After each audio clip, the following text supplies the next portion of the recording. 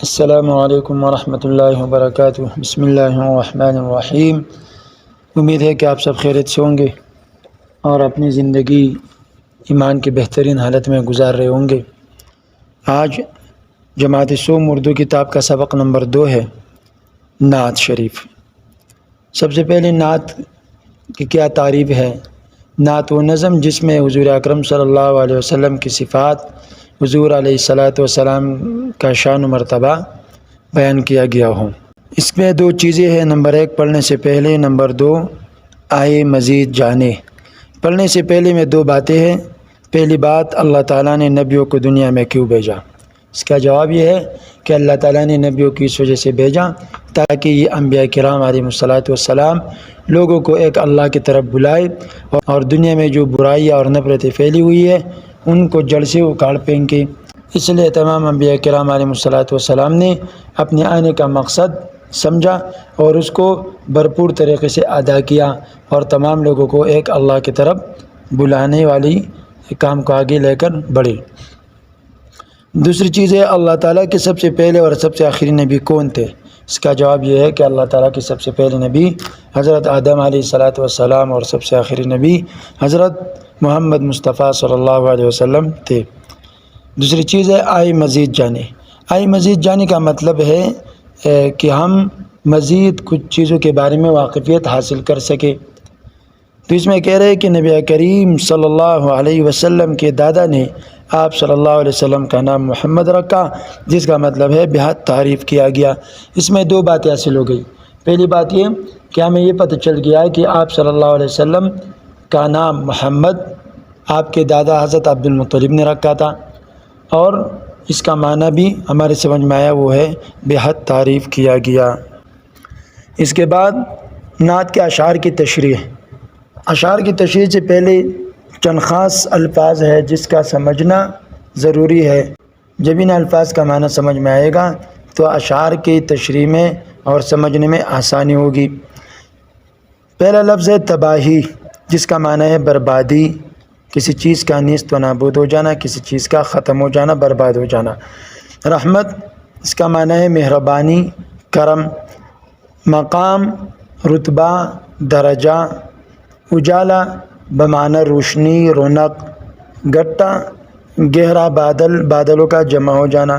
جب بادل آپس میں جمع ہو جائے اور گہرے ہو جائے اور سیاہ ہو جائے تو گہرے اور سیاہ بادلوں کا نام جمگٹا ہے، اس کو بادلوں کا جمگٹا کہا جاتا ہے۔ اس لیے گٹا بادل، گہرے بادل۔ گٹا کا معنی کیا ہوا؟ گہرے بادل۔ آخری لفظ ہے کلام بمعنی بات، یعنی اس سے مراد قرآن مجید ہے۔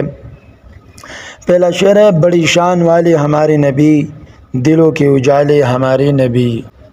شاعر کہہ رہے ہیں کہ ہمارے نبی بڑی شان والے ہیں، بڑے مقام، مرتبے اور رتبے والے ہیں، اور آپ صلی اللہ علیہ وسلم کے آنے سے پہلے دلوں میں تاریکی تھی، دلوں میں اندھیرا چھایا ہوا تھا۔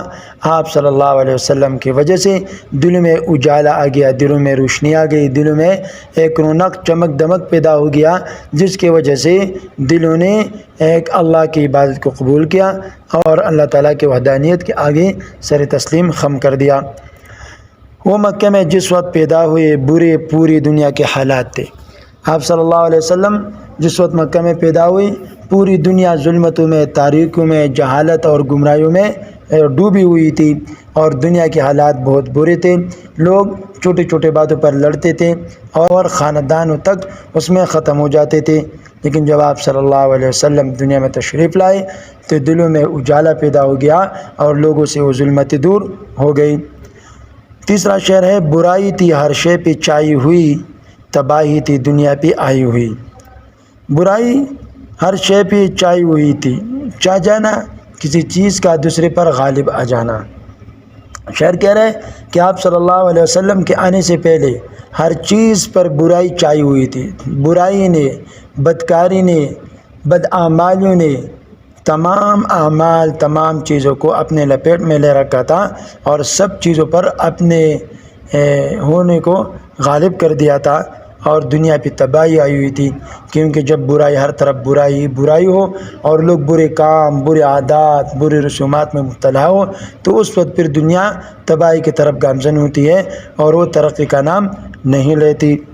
اس لیے آپ صلی اللہ علیہ وسلم کے آنے سے پہلے دنیا پر تباہی اور برائی چھائی ہوئی تھی، اور برائی اور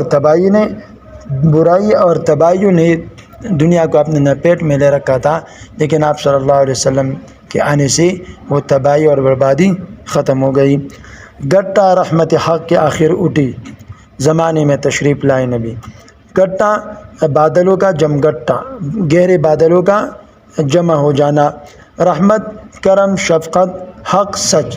شاعر کہہ رہے کہ بالآخر دنیا جب تاریکیوں میں، ظلمتوں میں اور برائیوں میں ڈوبی ہوئی تھی، اس وقت ایک اللہ تعالیٰ کی طرف سے حق اور سچ رحمت اٹھی، اور وہ ایسے رحمت تھی اور ایسے حق بات تھی کہ اس نے پوری دنیا پر غلبہ پا کر دنیا کو اپنے لپیٹ میں لے لیا اور پوری دنیا کو چاہی اور اپنے حقانیت اور صداقت سے منور کر دیا۔ کب؟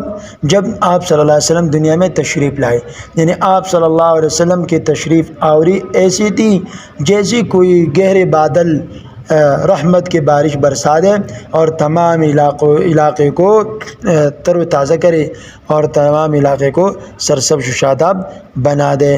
اسی طرح آپ صلی اللہ علیہ وسلم نے آ کر اپنی سچائی، اپنی صداقت اور اپنے حق بات کو پوری دنیا میں غالب کر دیا۔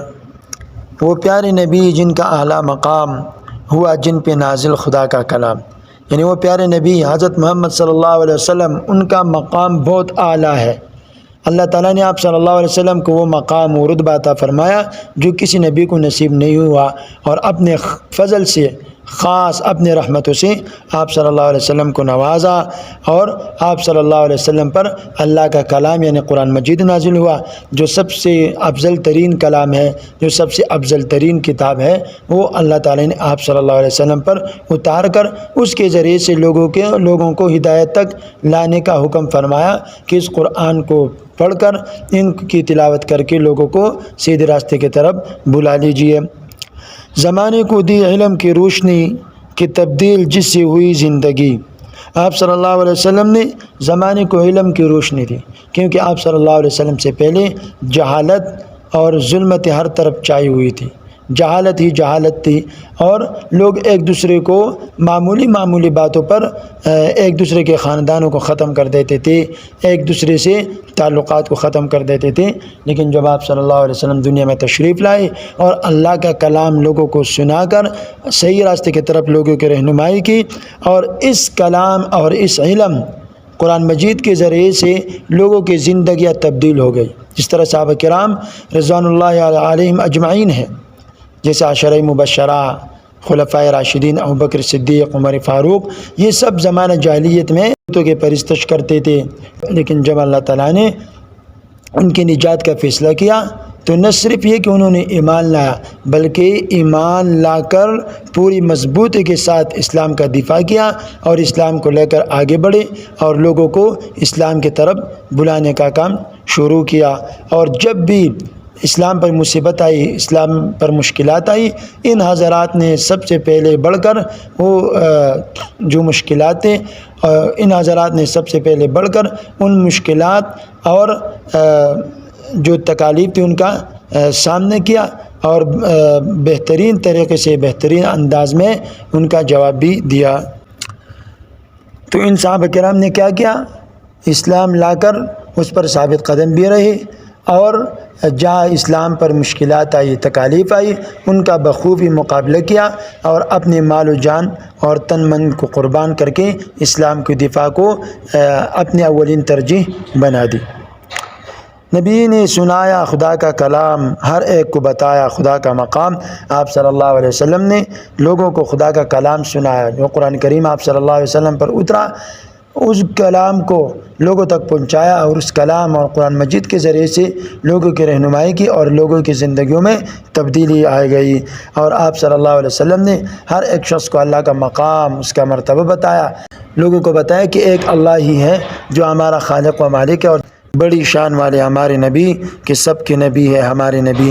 شاعر کہہ رہے کہ ہمارے نبی بڑی شان والے مرتبے والے ہیں، اور ہمارے نبی کسی خاص نسل، کسی خاص طبقہ، کسی خاص قوم کے لیے نہیں ہے، بلکہ تمام انسانیت تک، قیامت تک آنے والی جتنے بھی لوگ ہیں، جتنی بھی مخلوق ہے، سب کے نبی ہے ہمارے نبی، یعنی آپ صلی اللہ علیہ وسلم خاتم النبیین ہے، آخری نبی بھی ہے، اور پوری کائنات کے لیے نبی ہے۔ آپ صلی اللہ علیہ وسلم کے بعد کسی نبی نے نہیں آنا، نہ کتاب آئے گی، اور نہ یہ امت بعد میں آئے گی، بلکہ یہ سب سے آخری امت ہے۔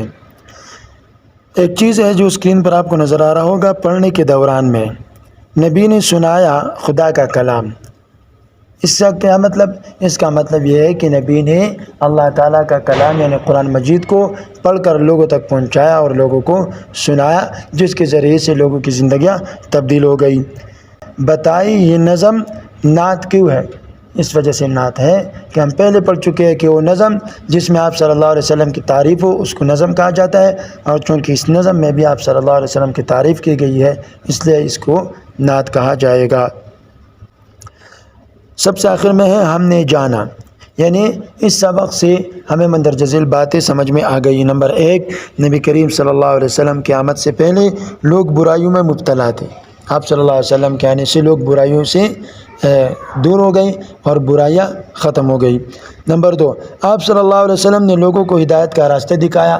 پہلے لوگ گمراہی کے راستے پر چل رہے تھے، آپ صلی اللہ علیہ وسلم نے لوگوں کو ہدایت کا راستہ دکھایا۔ نمبر 3، اللہ تعالیٰ کی آخری کتاب قرآن مجید ہے جو نبی کریم صلی اللہ علیہ وسلم پر نازل ہوئی۔ نمبر 4، سب نبیوں میں نبی کریم صلی اللہ علیہ وسلم کا رتبہ سب سے بلند ہے، یعنی سب سے بلند اور سب سے اعلیٰ مقام والے ہے۔ یہاں تک اشعار کی تشریح اور اس کی مشکل الفاظ کی تشریح مکمل ہو گئی، اور اس سبق کا جو مشق کا جو حصہ ہے سوالات و جوابات کا، وہ انشاءاللہ اگلے ویڈیو میں اور اگلے لیکچر میں انشاءاللہ اس پر تفصیلی بات ہوگی۔